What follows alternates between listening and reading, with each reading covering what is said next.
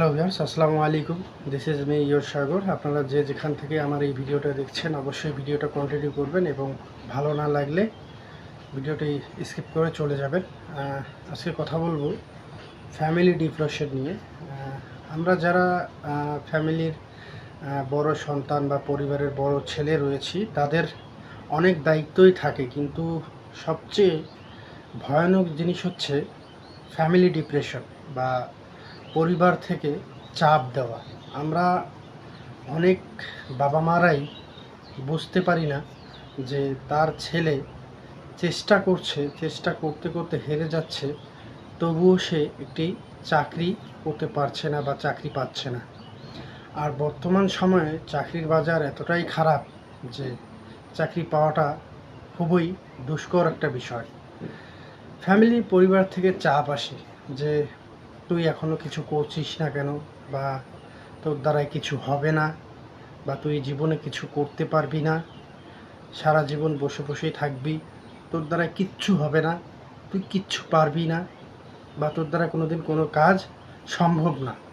প্রতিনিয়তই এই ধরনের কথা আমরা আমাদের বাবা মার কাছ থেকে, পরিবার থেকে শুনে থাকি।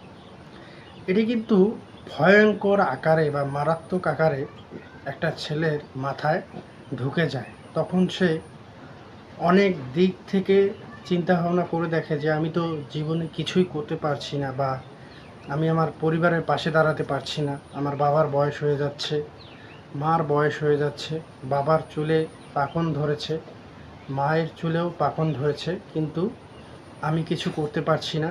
আমার একটা বোনও রয়েছে, আমার ভাইও রয়েছে, কিন্তু তারা সব কিছু করতে পারলেও আমি পারছি না। পরিবারের লোক এটা বোঝার চেষ্টা কখনোই করে না যে একজন ছেলে কখনো নিজ ইচ্ছাকৃতভাবে সে বসে থাকে না। অবশ্যই সে প্রতিনিয়তই চেষ্টা করে যায়, কিন্তু সে ব্যর্থ হয়ে যায়। ব্যর্থ হতে হতে সে নিজে ক্লান্ত হয়ে পড়ে। তার মন মানসিকতা এবং চারদিকের আশেপাশের মানসিকতা বা চারদিকের মানুষের কথা বা আশেপাশের মানুষের কথা, তখন সে বিরক্তি বোধ করে এবং ডিপ্রেশনে চলে যায়। এর জন্য আমি মনে করব বাবা মা এবং আশেপাশের কিছু মানুষ দায়ী। সব সময় একটা মানুষকে যখন প্রেশার ক্রিয়েট করা হয় বা তাকে বোঝানোর চেষ্টা করা হয় যে তুমি জীবনে ব্যর্থ, তুমি কিছু করতে পারবে না, ভবিষ্যতে তোমার দ্বারাই কিছুই সম্ভব নয়, তখন সে ডিপ্রেশনে চলে যায়। আর সবচেয়ে ভয়ানক এবং মারাত্মক জিনিসটাই হচ্ছে ডিপ্রেশন।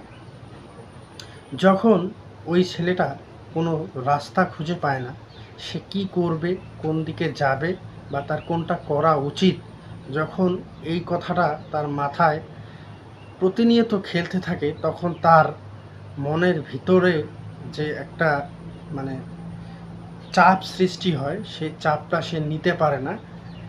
সে বিপথে চলে যায় বা অন্য রাস্তা ভেবে নেয় যে আমি আমার পরিবারের জন্য কিছুই করতে পারছি না, আমি একজন ব্যর্থ ছেলে, পরিবারের জন্য একটা বোঝা।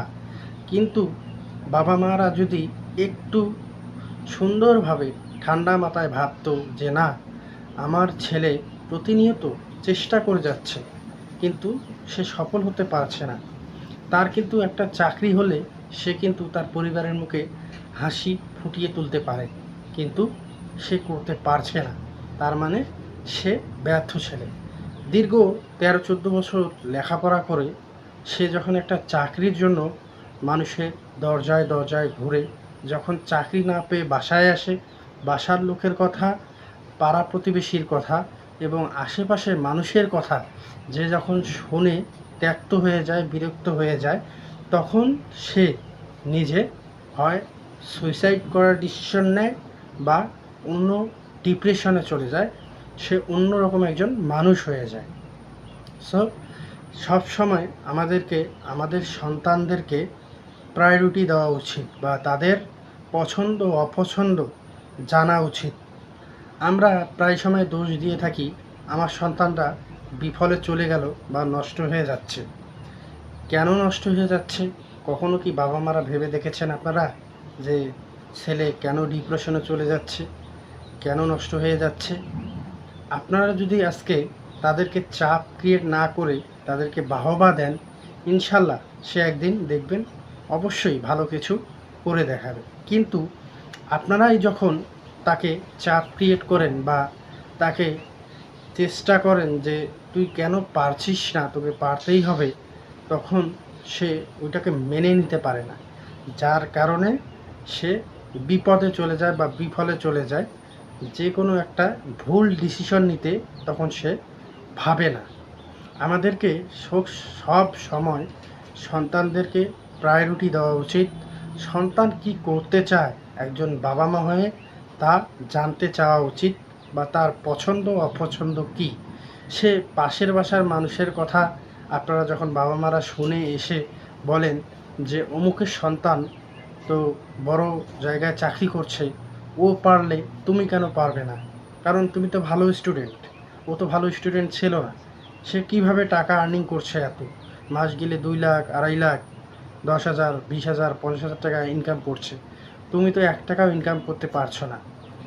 এই ডিপ্রেশনটা তার ভিতরে আস্তে আস্তে একটা ভয়ঙ্কর রূপে পরিণত হয়, যে বাবা মা আমাকে সম্মান করে না, বাবা মা আমাকে নিয়ে ভাবে না, বাবা মা আমার ভালো চায় না। কিন্তু প্রত্যেক বাবা মায়ে চায় যে তার সন্তান ভালো অবস্থানে থাক বা ভালো কিছু করুক বা জীবনে সফল হোক।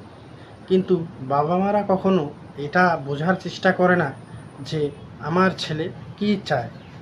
মনে করেন আমি কম্পিউটারে ভালো, অবশ্যই আমার মাথায় কম্পিউটার নিয়ে কাজ করার মতো জ্ঞান এবং শক্তি দুইটাই আছে, কিন্তু আমার বাবা চায় আমি যেন সেইলর হই বা জাহাজের ক্যাপ্টেন হই।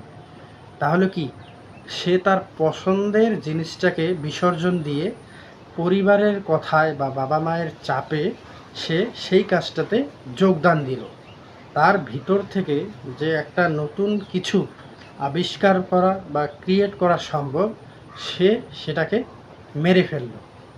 তাহলে আপনার সন্তানের ভবিষ্যৎ আপনার হাতে। আপনারা বাবা মা, আপনাদেরকে অবশ্যই বুঝতে হবে যে আপনার সন্তান কোনটাতে পারদর্শী, সে কী হতে চায়, বা সে লেখাপড়া শেষ করা মাত্র সে যে ছুটছে চাকরির পিছনে, ভবিষ্যতে সে চাকরি করবে, ভালো কিছু করবে, বিয়ে শাদী হবে, সে ভালো থাকবে। প্রত্যেক বাবা মাই এটা চায়, কিন্তু কখনো ওই ছেলের মনের কথা বা তার ভিতরে যে একটা নতুন কিছু করার চেষ্টা রয়েছে, সেটা কোনো বাবা মা বুঝতে চায় না। বুঝতে চায় না বিধায় সন্তানরা বিপথে চলে যায়। অনেক সময় দেখবেন সে এমন হয়ে গিয়েছে, সে ড্রাগে এডিক্টেড হয়, হ্যাঁ, তারপরে খারাপ দিকে চলে যায়, খারাপ লাইনে চলে যায়। এটা হচ্ছে ফ্যামিলি ডিপ্রেশন থেকে হয়। পৃথিবীতে সবচেয়ে ভয়ানক ডিপ্রেশন হচ্ছে ফ্যামিলি ডিপ্রেশন। আপনার পরিবার আপনাকে বোঝে না, বা আপনি আপনার পরিবারকে বোঝাতে পারেন না। এইটাই হচ্ছে সবচেয়ে বড় কথা।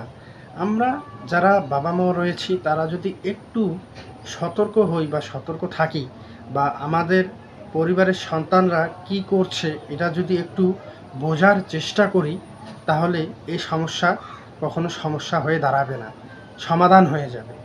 সমাধান করতে হলে আপনাকে প্রতিনিয়ত ভাবতে হবে যে আমার সন্তান কিসে আগ্রহী বা কি করতে চায়। সে ব্যবসা করতে চায়, চাকরি করতে চায়, না ভালো কিছু উন্নয়নমূলক কাজ করে এগিয়ে যেতে চায়। আপনাকে অবশ্যই তার দিকটা খেয়াল রাখতে হবে।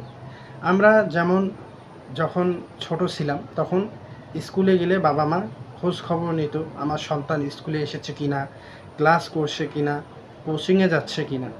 যখন স্কুল থেকে কলেজে আসলো, আমরা তখনও কিন্তু আমাদের সন্তানদেরকে প্রায়োরিটিটা দিয়ে থাকি।